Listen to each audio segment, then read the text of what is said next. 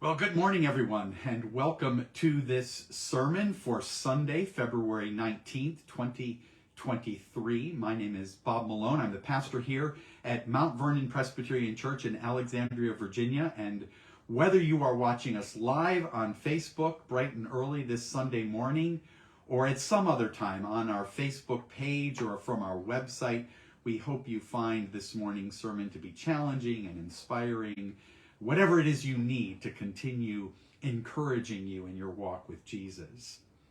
We are in the middle of a study of the book of Galatians. This morning I am wrapping things up in this fourth and final sermon titled The G's of Galatians, and today's G is goodness. Our scripture reading that we will be using in the live worship service here comes from the 6th chapter. Hopefully you've been reading along with us.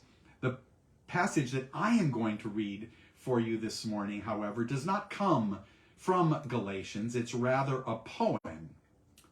A poem written, by Brian McLaren, titled, "Please Debaptize Me."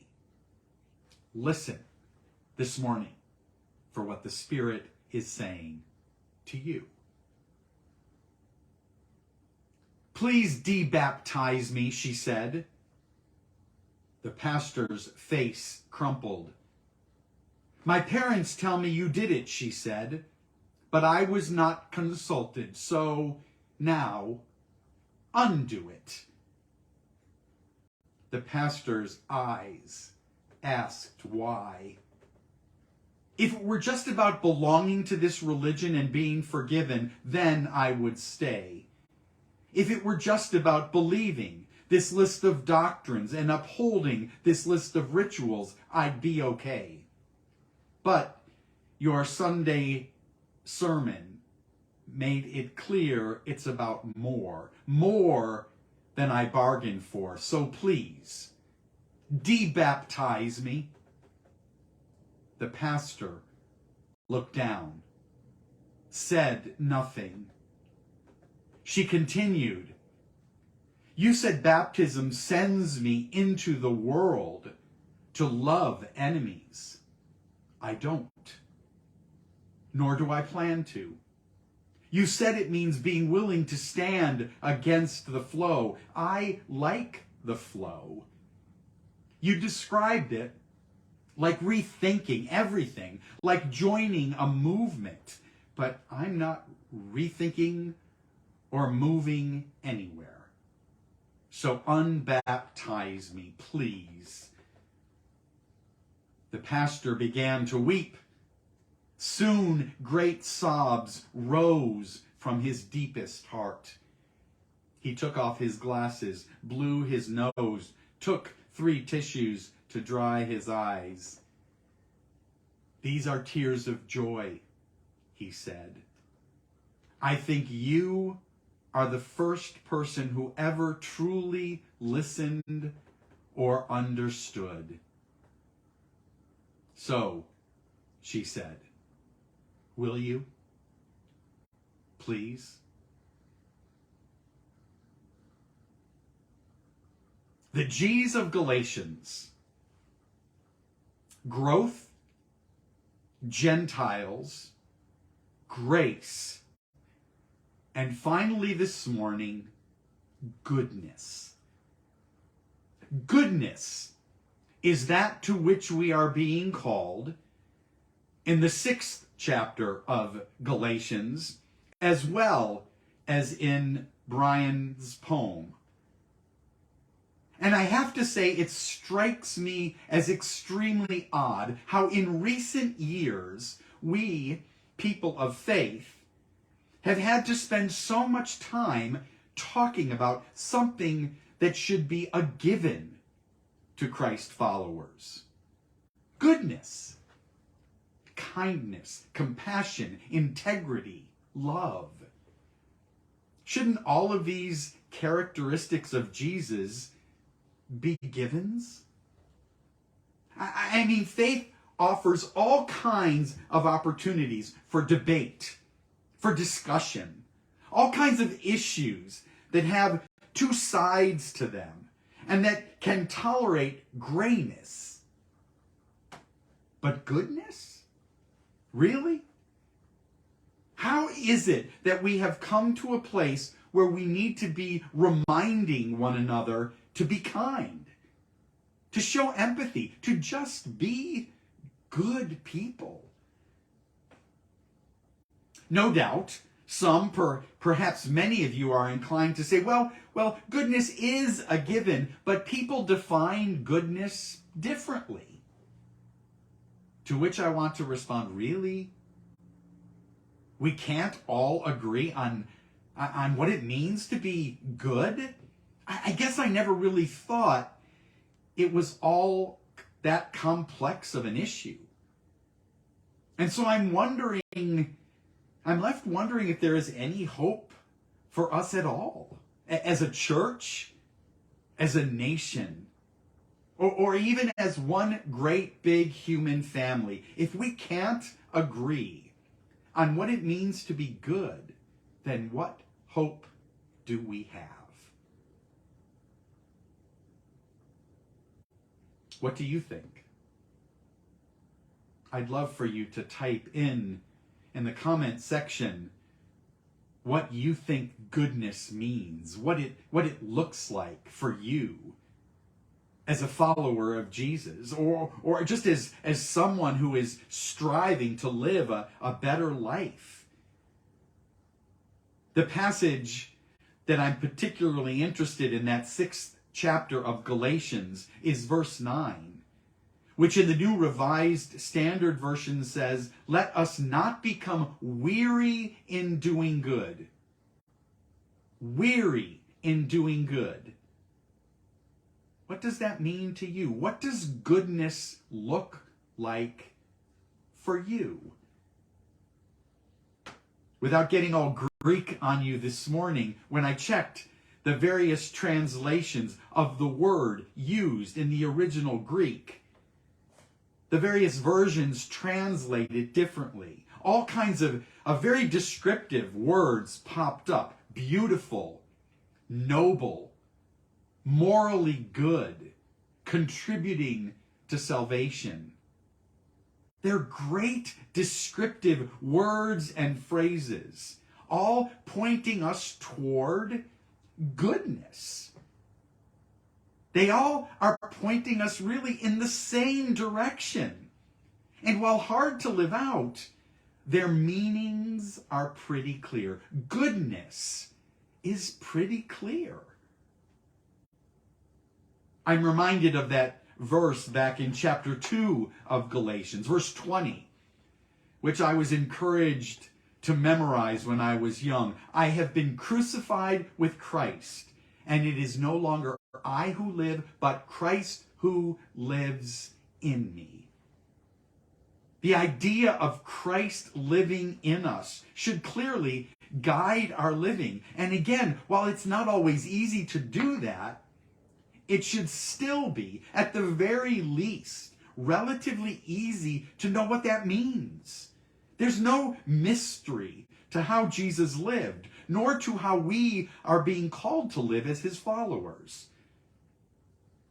Paul talks about this in chapter 5 as well, where he lifts up the fruits of the Spirit: love, joy, peace, patience, kindness, goodness included in that list. Goodness, faithfulness, gentleness, and self-control. This is how we are called to live. And while we might live it out differently, our lives really shouldn't be in conflict with one another if we are truly seeking goodness. Should they? Some issues certainly do divide us. The world is at times so gray that there will always, invariably, be issues upon which people of good faith disagree. Nowhere, I think, is this more obvious than when it comes to abortion.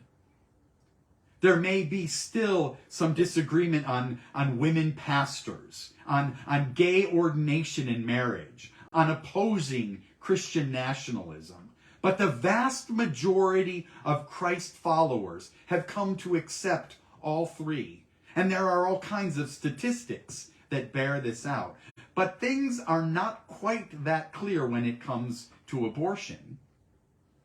A recent Pew study on the issue reveals that while only 48% of Roman Catholics and 33% of evangelicals believe that abortion should be available in most instances, 53% of Orthodox Christians and 60% of mainline Christians, they have the same view. So what we see is that people of God, good people seeking to follow Jesus, they can and do disagree on matters like access to abortion. But when it comes to most other issues, there's nowhere near as much disagreement and debate. Because what is good? Defining what goodness looks like, distinguishing it from what is not so good, it's relatively easy for us to figure out. In most instances, as we attempt to discern thoughts on a given matter, what we should say, what we should do, all we need to do is ask, is it good? And the answer becomes relatively clear. And more often than not, when we choose the opposite of what is good, it's not because we think it's actually better. It's usually because we're just being lazy.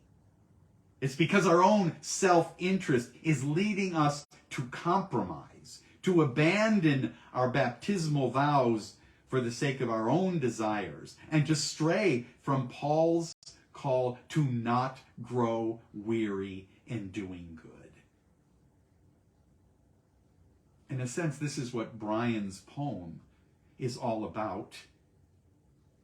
He knows full well how easy it is for people to compromise what we know to be right, what we know to be good. His poem is born in years of experience pastoring congregations, seeing people fail to grasp the call of Jesus, the call to goodness. And while he knows as well as anyone how hard it is, he also knows that discipleship can be about nothing less than the goodness we see modeled in the life of the Christ. Going into the world to love our enemies, standing against the flow, becoming part of a movement that is all about the goodness of God's coming kingdom. That's how we're called to live. And it's why the charge to not grow weary is so central to following Jesus. How ironic that this call to goodness, this message about a call to goodness, comes to us this morning as we prepare to enter into the season of Lent. Preparation that for many will include Fat Tuesday in 2 days. A celebration that is more about the pursuit of debauchery than the pursuit of goodness. How did that happen? How did that become our prelude to Lent? Having spent as much time in the church as I have over the years, I remain amazed at how often we prefer the religious to the spiritual. We embrace the sanctimonious before the transformational. We put belief before behavior. And in so doing, we so trivialize our faith and make cloudy the goodness to which Jesus calls us. We're called to bear fruit, nothing more and nothing less. And if we don't want to do that, well, then we may as well be de-baptized. Let me share one more poem with you this morning. This one is titled Flowers or Fruit. The beauty of the flowering cherry, the scent of the long-needled pine, lead creation to presume the fruitless are sublime. The maple's glorious autumn hues in fading October light wash away a summer's regret of branches barren of delight. But faithfulness of any sort that does not bear good fruit is mere religious fanciness and empty, trite pursuit. For faith, unable to transcend mere tradition and belief, means little to a broken world. In fact, its absence, sweet relief.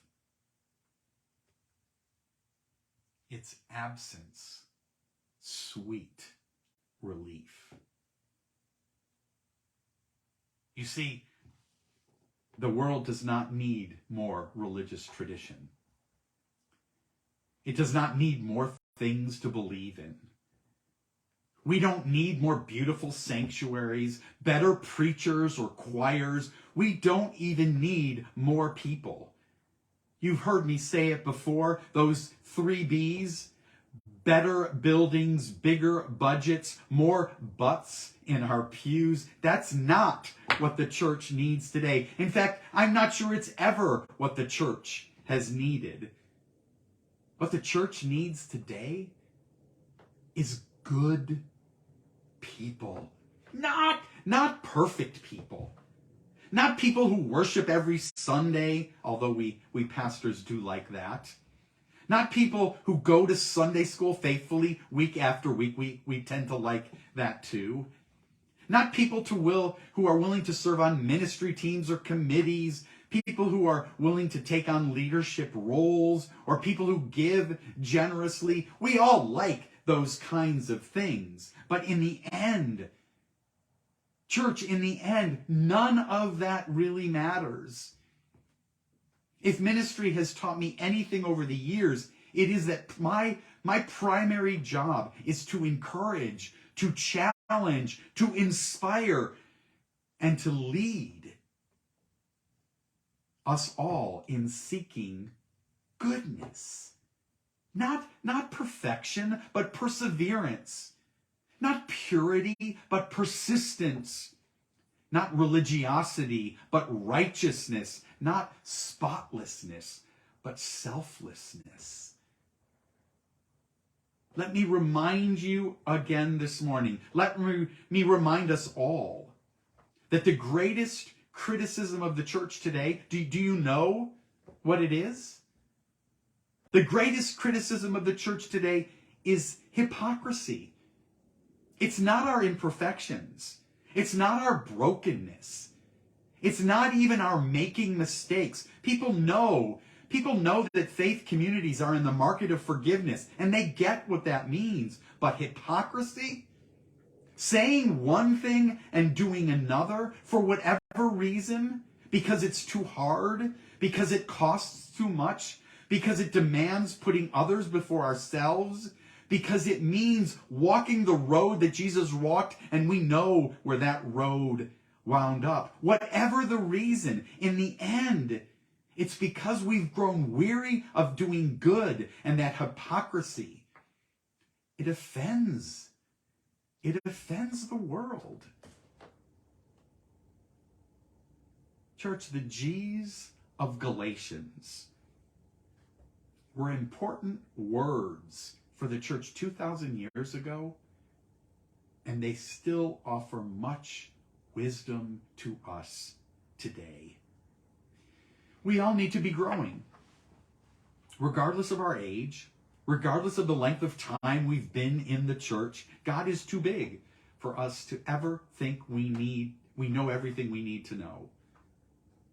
We all need to be reaching out to the Gentiles around us, those whose lives are different from our own, whose culture and customs don't look like ours, but whose behavior reflects the way of Jesus, even if they have no idea who Jesus is. We all need more grace in our lives to cover our own brokenness and to share with those around us. That realization that we are dearly loved and that the one who created us is closer to us than the very air we breathe.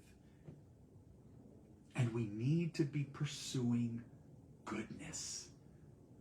The goodness that we see in the life of Jesus without compromise and without ever growing weary. Folks, the challenge before the church in 2023 they're immense. The world has changed. And it's so easy for us to become discouraged, to look around and to become discouraged.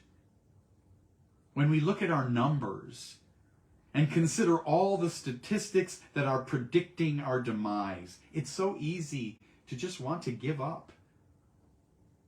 But kindness is not as rare as we might think. Good people are out there in the world. And God's will and God's way really do lead to life. We, above all, know that to be true. And the narrow road? Well, it's narrow. We've known that all along.